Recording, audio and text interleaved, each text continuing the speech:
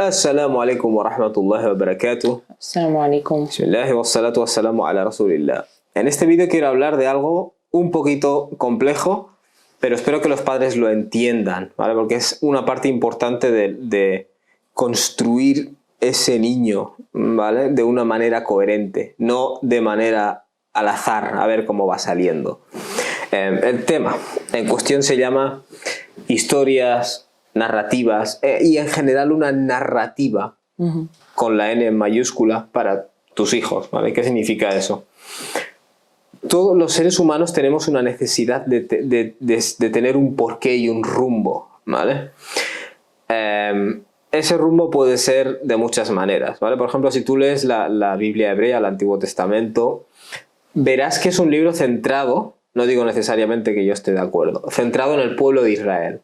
Empieza explicando cómo Dios creó el mundo y cómo Dios creó a Adán y Eva, y automáticamente da la sensación de que eran de Israel, o ya eran directamente de Israel, sus hijos de Israel. Y el Antiguo Testamento es un poco las aventuras del pueblo de Israel y Dios guiándoles, ¿vale? Básicamente. No digo que necesariamente todo ese enfoque sea correcto, ¿vale? Pero esto les da, ¿vale?, a ese pueblo específico una idea de, en este momento de la historia, en qué punto caigo, ¿vale? Y quieras o no, siempre en todas las tribus, en todas las naciones, ha estado ese ritual de sentarse alrededor de la hoguera y tener una historia de cómo pasó todo hasta llegar aquí, ¿vale? E insisto en que esto es un aspecto que la persona necesita. Y creo que una de las cosas que genera mucha ansiedad existencial en las personas de hoy es la eliminación de narrativas, ¿vale? No hay una narrativa. Todo es azar, todo es absurdo, todo es accidentes. No hay un porqué, no hay un origen ni un punto final. Ves haciendo. Y en realidad no estamos hechos para esto, ¿vale? Y lo que esto genera es una sensación de... ¿Qué hago? Despropósito. Despropósito, falta de rumbo, estoy en el limbo, esto no tiene ningún sentido, ¿vale? El Corán obviamente genera una narrativa, ¿vale? Esta narrativa, no soy un experto en religiones, ¿vale? Pero tiene una pequeña particularidad. La primera particularidad que yo resaltaría es que no está centrada en ningún pueblo, ¿vale? De hecho, es como que Dios habla de la creación del universo, ya con un propósito de acoger al ser humano, ¿vale? Esa es parte de la narrativa. O sea, vale, tú puedes estar en una clase de cosmología y estáis escuchando acerca del Big Bang, ¿vale? De cómo se inició todo, pero tú ya tienes una historia, o sea, un concepto de por qué se hicieron estas cosas, ¿vale? Vamos a aceptar así a grandes trazos esa visión del origen del universo. Y cómo se evolucionó todo, ¿vale? Dios te dice, lo desarrollé en 6 eras. Tú ya tienes una idea de que esto fue desarrollado conscientemente, ¿vale? Inni ja'ilun fil ardi khalifa. Colocaré en la tierra pues a una especie con una representación moral, digamos. Vale, ya tengo una idea de por qué existe el ser humano, ¿vale? Dios te dice, por ejemplo, وَجَعَلْنَاكُمْ شُعُوبًا وَقَبَائِلَ لِتَعَارَفُوا. He creado diversidad en vuestras lenguas, en este caso en vuestras naciones y grupos, a fin de que os conozcáis unos a otros, ¿vale? Aquí es cuando yo he dicho que aquí el Islam tiene una narrativa distinta, porque los aborígenes de Australia forman parte de nuestra narrativa, los chinos forman parte de nuestra narrativa. Dios dice esto de واختلاف ألسنتكم وألوانكم إن في ذلك لآيات لقوم يتفكرون. La variación de vuestras lenguas, de vuestros colores, forman parte de los signos de Dios. O sea, forma parte de mi narrativa. O sea, parte de mi sentimiento tribal. El chino entra en eso, el turco entra en eso, ¿vale? Yo qué sé, el francés de extrema derecha entra en mi narrativa, aunque él, por su ignorancia, desconoce de dónde viene y a dónde va, ¿vale? Entonces, estas historias el desarrollo del universo y por qué Dios lo ha hecho, el origen de la humanidad, lo que Dios espera del ser humano. Por ejemplo, la historia de Adán es una historia importantísima porque tal y como se plantea en el Corán, que es bastante distinta de cómo se plantea en la Biblia, ¿vale? Y en otras religiones en general. De hecho, la historia de un primer humano o una primera pareja es recurrente, ¿vale? Pero curiosamente, cuando lees en la mitología Zulú, esa primera pareja era Zulú. Curioso. Cuando lees en historias de la mitología china, tal. Y el Corán es deliberadamente muy ambiguo en todas estas cosas, ¿vale? No lo fija, no le pone un color, no le pone estos son debates nuestros, pero aquí el creador no le ha puesto un color, no le ha puesto tal. Entonces la historia de Adán, por ejemplo, muestra a una persona cuyo entorno natural es literalmente definido como Jannah, ¿vale? Jannah es un lugar donde hay vegetación, donde hay agua, es un entorno natural, ¿vale? Eso ya nos está diciendo, procedes de un entorno natural, ¿vale? Adán se muestra como una persona sencilla, porque es una persona sencilla que tiene que tomar decisiones muy básicas y que es tentado, pero que, bueno, él se equivoca, ¿vale? Y se deja llevar, pues obviamente, por un instinto. Pero una vez la ha liado, digamos, Dios le dice, vale, ahora para rectificar tienes que decir esto, ¿no? Por ejemplo, específicamente se le enseña a decir, yo qué sé, Rabbana zalamna anfusana, hemos cometido una injusticia contra nosotros mismos. O sea, se les enseña ya a decir, vale, soy responsable moralmente y si me equivoco, puedo rectificar, ¿vale? Un poco la moraleja de la historia. Claro, eso es la forma cruda en la que se nos enseña hoy en día es, bueno, pues estos monitos saltaron del árbol, empezaron a caminar, pim pam, pero sin ningún rumbo, sin nada, esto fue un accidente, ¿vale? ¿Pero por qué creo en el bien y el mal? Porque necesitabas para sobrevivir. ¿Pero por qué amo? Bueno, pues porque necesitamos para sobrevivir. ¿Pero por qué tengo este sentimiento o esta intuición de que alguien lo ha hecho y de que necesito conocerle? Bueno, porque tenemos miedo a la muerte. Es decir, se te lanza una cosilla cualquiera así para que no entres en esas preguntas. ¿Vale? Céntrate en lo material, ¿vale?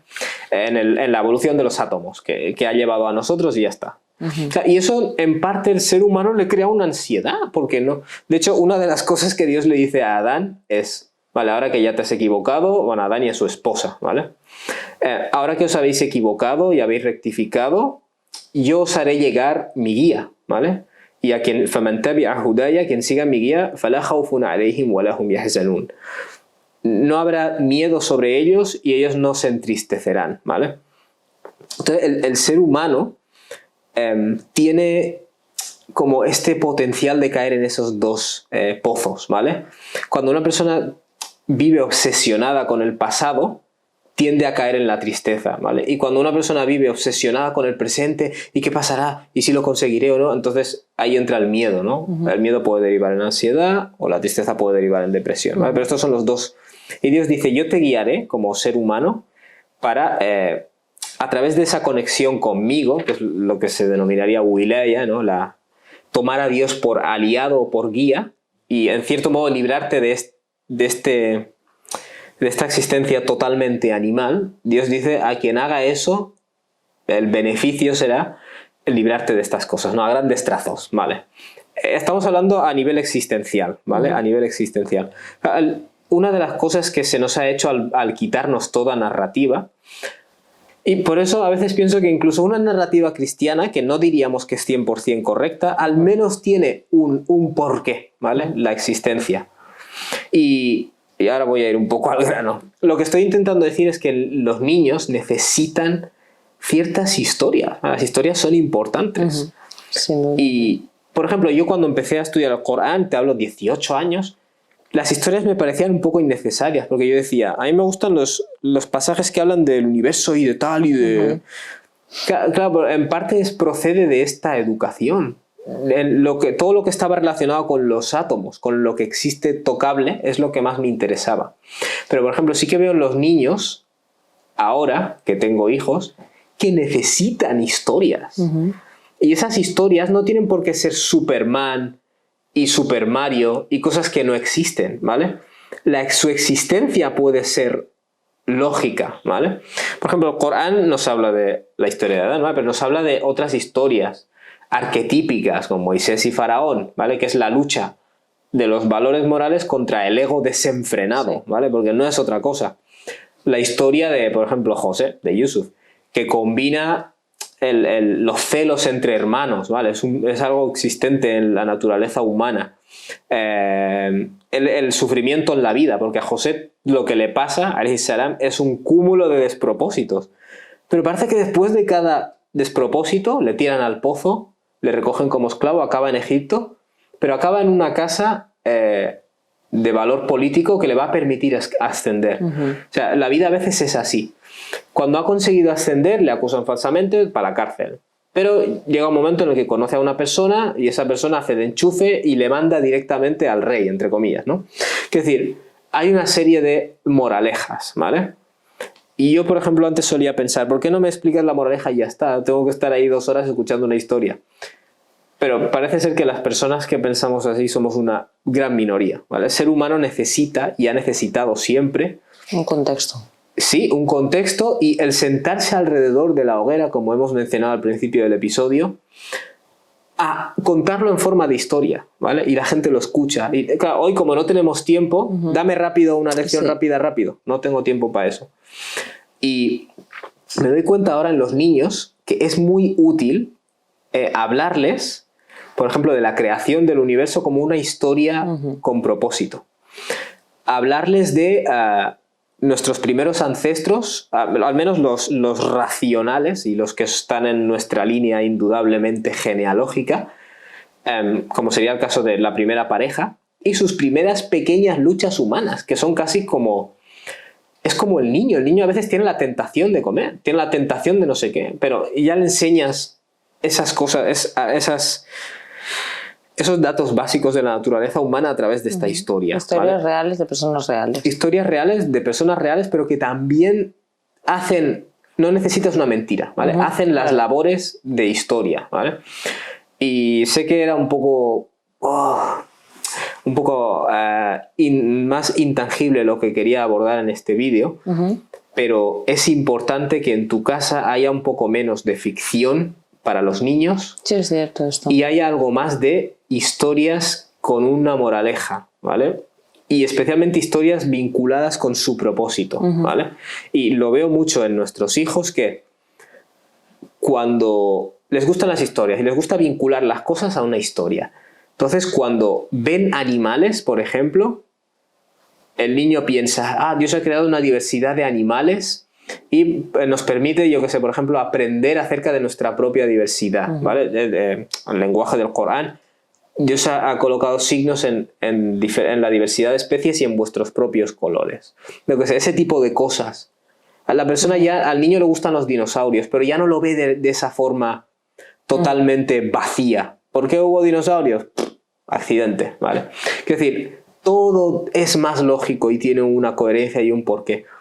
Y lo entendamos o no, esto repercutirá en su sentido de que la vida tiene sentido. Realmente a los niños les contamos un montón de cuentos de un montón de cosas, de seres fantásticos, de animales que hablan, ese tipo de cosas, pero es verdad que se les puede transmitir unos valores y una base, como nosotros como musulmanes, transmitirles esa base a través de historias amenas para ellos, reales. Ajá.